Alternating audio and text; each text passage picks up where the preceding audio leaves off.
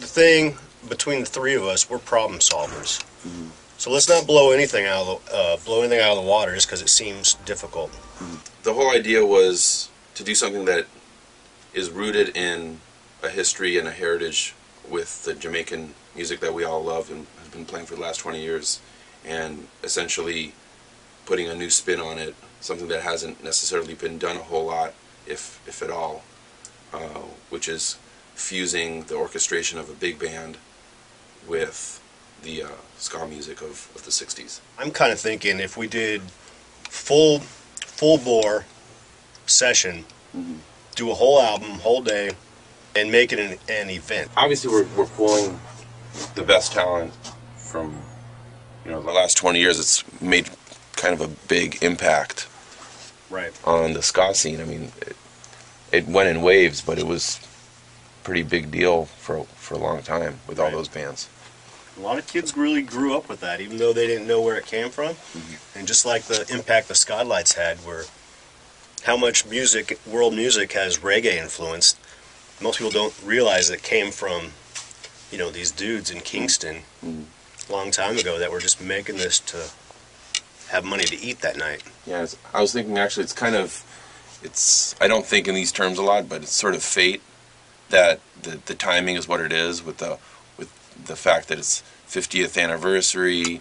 Most of them are actually now passing away, and it's sort of like passing the torch, keeping their memories alive, that whole thing. And then also, when we were in the middle of, even 5 years ago, there's no way I could have had you be involved in it. You were too deep into your thing. Right. So the fact that a certain amount of time moved over where a lot of these guys are willing to sort of throw in their resources and their skills. That's the cool thing about being our age now, is we have just resources up the yin yang. Yeah. You know what I mean? Yeah.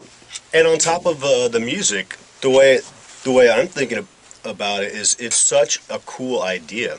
When you called me, it was like, it's a no-brainer. And that's even beyond just the music, just the story behind all the players, behind your idea of and putting the charts together and why you wanted to do it. I mean, these are like interesting stories that people, there's the Skylights connection, there's players involved, and just the whole album story of how does an album get made? How can someone actually do this? I've been asked about the After Hours album we did. How did you get all those people? Dean Olmsted from Let's Go Bowling, like those guys, they still love music. They still love playing. They're dads now, a lot of them, and they got different careers, but they still feel it. And this is like those guys have never been asked to do anything like this. And so, hopefully, were they were Let's Go Bowling guys interested? With Dean? Dean seems interested. It's just he said, because I asked him if he's local, and he said, unfortunately, I'm up in Fresno, but depending on the specifics, I'd be willing to go down. Same with it's a 2-hour drive. Luno. It's not a big deal. Yeah. Oh, Tony.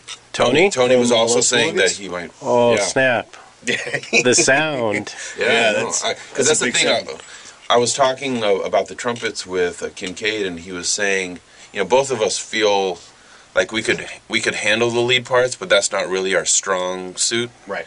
Having a guy like Tony would be, would round out the group pretty well. Curious to hear the arrangement, because I know a lot of the Skylight stuff, the horn players, they have like the main theme, but in the background you can hear somebody noodling around. Yeah. I'm curious to see if any of that makes it in the arrangement. Yeah, that'd be cool. Yeah, something that you hear maybe, McCook throws in something, and then we sort of grab that idea and then turn it into something that, the whole sax section does as a prearranged solely, or a background figure or something like that. Also, the whole idea of shout courses to create intensity over the solos, so you don't necessarily have just a bunch of people getting in line to just solo to the next person, which is a very jazzy way to do things, but with the start of the big band idea, they had these shout courses that created intensity, where the second half of the solos you have some figures that, the trumpet section is playing over the soloist to just, have a little bit more to listen to, more ear candy. It's not just, you've done the charts, you've done the work. Yeah. The work's done as far as I'm concerned. Now it's just making this a cool thing for especially for the fans.